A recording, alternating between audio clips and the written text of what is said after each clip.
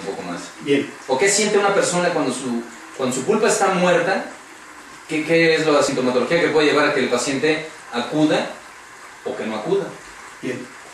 La pulpa cuando está muerta, pero no existen bacterias, a eso le vamos a llamar necrosis. La piel está necrótica.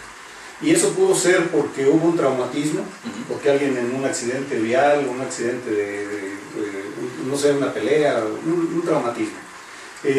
Las manos del dentista, que a veces el utilizar piezas de mano de alta velocidad de 350.000 a 500.000 revoluciones por minuto y no se refrigera para hacer la preparación de un diente, vamos a tener problemas de que eso se va a morir.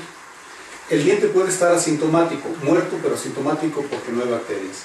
Pero en el momento en que por la caries, por filtraciones, por anacoresis, que las bacterias lleguen por la parte retrógrada, por la parte apical, por la parte final de la raíz, lleguen y encuentran un hábitat extraordinario, se va a desarrollar. A eso, si las bacterias están en el interior del diente, a eso deja de llamarse necrosis para transformarse en gangrena pulpar. Pero las bacterias no solamente se quedan ahí, sino que trascienden entonces alrededor del diente. Tenemos entonces un problema ya, no nada más en el diente, sino en el hueso que rodea al diente, o que soporta, perdón, el diente que soporta al diente. Y ahí tenemos dos tipos de patologías iniciales. Una sería la periodontitis apical aguda, que es el que va a hacer que los pacientes vengan al consultorio porque va a haber una inflamación de muy corta aparición, que va a incapacitar al paciente con un dolor tremendo porque se está afectando un nervio muy importante, que sería el nervio dental inferior, o ¿cómo se llama? El maxilar. Bueno, continuamos con nuestro programa con el doctor Héctor Vera, y así como estábamos hablando, Héctor, de las bacterias que hay en la boca, eso implica que debe haber un control profesional, como estabas tú comentando. Entonces, estamos en un área de tu consultorio que me parece que es también muy importante. Entonces, ¿quieres explicar al público de qué se trata esto? Claro que sí, con mucho gusto. Bien, todo lo que nosotros hacemos tiene que meterse en normas internacionales ahora de seguridad, inicialmente por la Organización Mundial de la Salud, que dictan normas de dos épocas. Dejen centrarme un poquito, de dos épocas que podemos considerar modernamente, del SIDA para atrás y del SIDA para acá. Hace 30 años ya que aparece el fenómeno SIDA, y pues vino a revolucionar y a cambiar muchísimas de las formas en que se llevaba a cabo el ejercicio de la odontología. Para ello se implica hoy una palabra que se llama bioseguridad, y tenemos que seguir de normas internacionales una serie de elementos de esterilización, desinfección y de prevención de contaminantes biológicos, en donde pues este es el centro de esterilización de este consultorio. No es un área muy grande, pero sí un área muy bien instalada, en donde nosotros, al terminar de trabajar, se recupera el instrumental en unas recipientes especiales con líquidos especiales que de alguna manera va desinfectando antes de que pase a esta zona de aquí. En esta zona de aquí son unas tarjas especiales que están perforadas, en donde se pone el instrumental en esta recipiente, y tenemos este aparato que es un emisor de vapor, y este es un emisor de vapor de tipo industrial, o sea que la emisión de vapor que tenemos aquí es alrededor de 120 grados, que nosotros tenemos que estar monitoreando con este termómetro especial que se llama pirómetro a la salida del vapor, para estar seguros de que tenemos una temperatura bastante alta. El solo hecho, aquí todavía el personal no toca el instrumental con este chorro de vapor fluente, pasa después de haber recibido una inmersión de líquidos oxigenantes, que es el primer paso en la barrera de la desinfección. Posteriormente pasa a desinfección adicional, que elimina toda la mucina de la saliva, elimina toda la sangre, hace que corra, y de esa manera es el primer paso. Posteriormente pasa el instrumental a este aparato, que es un ultrasonido, en donde se le tiene que colocar enzimas de diferentes tipos, según el uso que haya tenido el instrumental, desde tipo quirúrgico a no quirúrgico. Son diferentes enzimas a las que se somete el instrumental para ser procesado. Aquí se le da un tiempo de 20 minutos a una cavitación ultrasónica con ese líquido de ultrasonido, y eso es suficiente para que ya esté manejable, para que el personal lo pueda manipular. De aquí pasa a algo que es empaquetamiento, que puede ser en chasis metálicos o puede ser en bolsas especiales, que ahorita les vamos a enseñar cómo queda ya el instrumental esterilizado. Después de que está ya empaquetado, pasa a este aparato, que es un autoclave. Aquí tenemos una temperatura de 120 grados, alcanzamos una temperatura de 120 grados con 20 minutos con 3 atmósferas de presión. Eso es lo que dice la norma, lo que tiene que estar aquí. Cuando el instrumental sale, ya está listo para ser llevado al área de trabajo.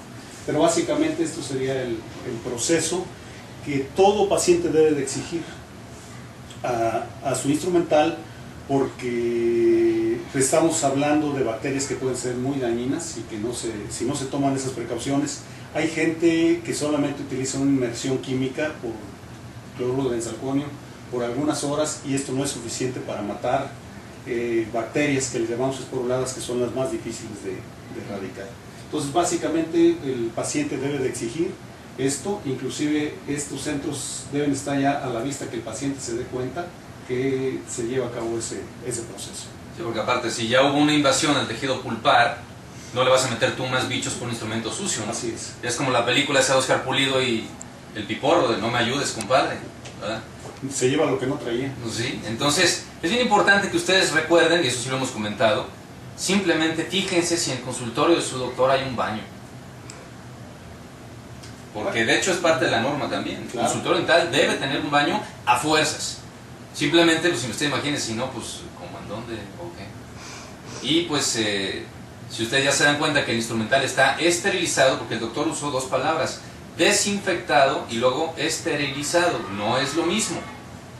Hay condiciones, por ejemplo, todo lo que la norma o la regla, no nada más de lo que dicen las leyes, sino lo que mi propia conciencia me dice, es: nunca le hagas a tu paciente lo que no te gustaría que te hicieran a ti. Y si a ti no te gustaría que agarraran un espejo que ya estuvo en la boca de Maribel Guardia, pero quién sabe qué bacterias pudo haber traído porque llegó aquí, pues por decir, una boca muy bonita y de una mujer que pudiera ser un ícono, ¿no? Pues no, a nadie, por más ídolo que sea, o por mejor presentado que pueda ser esa persona, pues no lo vamos a meter en la boca de otro paciente. O sea, el instrumental tiene que ser esterilizado. Pero hay superficies, como son los sillones, las mangueras, los muebles, los gabinetes, pues que no los podemos meter a este aparato. Entonces ese instrumental o ese aparato, esas mangueras tienen que ser desinfectadas. Pero hay procedimientos, ahorita vamos a pasar a lo que es la área clínica, sí. Que hay una serie de sustancias. Hay dos formas de mantener eso adecuadamente protegido: por forma de barreras físicas y forma de barreras químicas. Ahorita lo veremos. Ahora, a ti que te gustan las etimologías, hay que recordar este asunto del primum est nil nocere. O sea, lo primero, no hagas daño. No hagas daño. Seguimos. Ok, continuamos con nuestro programa con el doctor Héctor Vera Moncayo. Y pues antes de pasar a la cuestión clínica, ya estamos en el área de trabajo con el paciente propiamente dicho, ¿por qué no le informas a la gente, doctor, dónde te pueden encontrar, dónde está tu consultorio y cuál es tu teléfono? Con mucho gusto. La ubicación de nosotros es Avenida México 3370, interior L0, en Plaza Bonita, Colonia Monraz, en Guadalajara, Jalisco, México. El teléfono con clave helada sería 33 38 13 1500. Muy bien. Entonces, continuando con esto, ¿por qué no nos vas explicando lo que está detrás de nosotros? Que veo varios líquidos por ahí que obviamente la gente pues no conoce, y me parece que va como en seguimiento con la cuestión que decías tú de la esterilización. ¿Va? Básicamente son una norma que se tiene, que debemos de tener todos los profesionales de la salud. Es una serie de desinfectantes que se tienen para las superficies, para el equipo, para las partes que no pueden entrar en el autoclave. Se tiene que tener una serie de desinfectantes y a diferentes concentraciones. Estos se tienen que estar rotando cada 15 días, porque si no las bacterias se hacen resistentes. Y entonces lo que estaba funcionando en esta semana, en las siguientes semanas, ya no funciona. Por eso es que nosotros lo tenemos aquí a la vista del público, para que se den cuenta. Y no nada más que se den cuenta, sino que nosotros tenemos el compromiso moral de que se tiene que estar llevando a cabo tanto el fenómeno que ustedes acaban de ver allá de la esterilización, como el fenómeno de la desinfección. Además del uso de las barreras físicas, que sería el uso de guantes, cubrebocas, campos para la mesa de trabajo, campos para las superficies de soporte, y básicamente sería esto la explicación de esto que ustedes están viendo aquí. Ahora, ya pasando al procedimiento propiamente dicho, por ahí tenía el doctor unas imágenes que quiere compartir con ustedes para que vayan viendo la diferencia de cómo se hacían las cosas, cómo se pueden hacer ahora, en el sentido de que, pues, en palabras tuyas, es otra endodoncia la que existe, pero finalmente el objetivo es el mismo, o sea, que conserves tu diente por muchos años. Bien, con estas imágenes vamos a tratar de explicar un poquito lo que inicialmente se había comentado. Esto es una sección, es un diente desgastado, en donde vamos a identificar las diferentes estructuras de las que consta un diente. Esto que se ve en esta zona de aquí es lo que es el esmalte, la parte visible de la corona que llamamos nosotros, que es la parte más dura del cuerpo. Es más dura que los huesos, es más dura que los cartílagos, es más dura que la dentina, en fin. Pero cuando hay un proceso destructivo, como en este caso caries, que pudieron ser, hablamos de las noxias, la caries es un proceso químico, físico, biológico, en donde en la parte del esmalte se puede ver una lesión muy pequeña, porque es la parte más dura.